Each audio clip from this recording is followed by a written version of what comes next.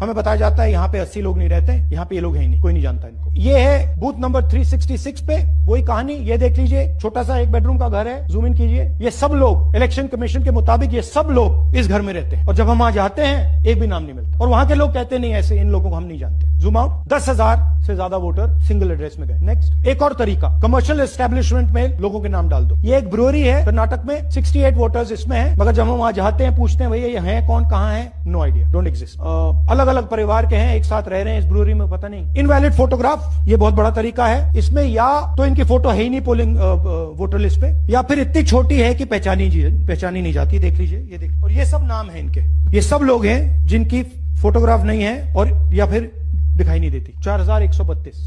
Next, misuse of form 6। आपने सुना होगा, नए वोटर्स मोदी जी को वोट करते हैं, आता है मीडिया में। फॉर्म 6 नए वोटर्स के लिए है। मैं आपको आज नए वोटर बनाने का तरीका दिखाता हूं, कैसे मैन्युफैक्चर किए जाते हैं। ये देखिए, शकुन रानी जी हैं, 13/9/23 को ये नई वोटर, फर्स्ट टाइम वोटर बनती है। इनकी एज क्या है, दिखाओ जरा, 70 साल की हैं। और ये देखिए कैसे किया गया है। 2 बार अप्लाई करती हैं, पहली बार 13/9, दूसरी बार 31/10। इसमें उनकी फोटो जूम आउट है, इसमें उनकी फोटो जूम इन है। ऊपर देखिए, फर्स्ट नेम शकुन, सरनेम रानी। यहां देखिए सरनेम है ही नहीं, फर्स्ट नेम शकुन रानी। और ये देख लीजिए साइड पे, इन्होंने 2 बार ही वोट किया है। अब पता नहीं इन्होंने किया है किसी और ने किया है, बट 2 बार इस आईडी कार्ड पे 2 बार वोट लगा है। वो जो टिक है वो पोलिंग बूथ के ऑफिसर की है। इसीलिए सीसीटीवी को डिस्ट्रॉय किया जा रहा है, क्योंकि वो ये हमें पता ना लगे कि शकुन रानी जी है ही नहीं, या फिर कोई और 3-4 बार वोट कर रहा है। तो इस प्रकार से बेंगलोर का चुनाव चोरी किया गया।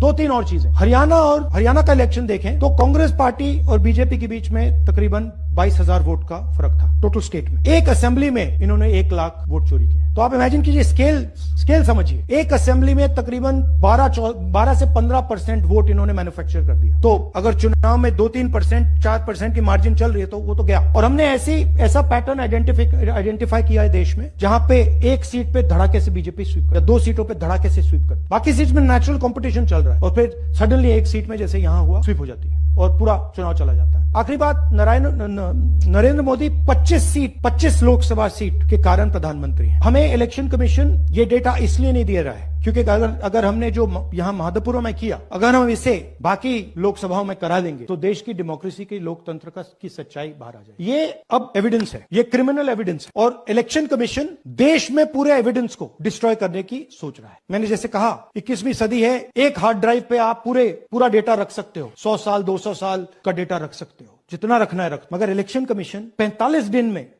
दिन में सीसीटीवी को खत्म करना चाह रहा है, वोटर लिस्ट नहीं दे रहा है। तो they are colluding with the BJP. They are helping the BJP destroy the election system in India.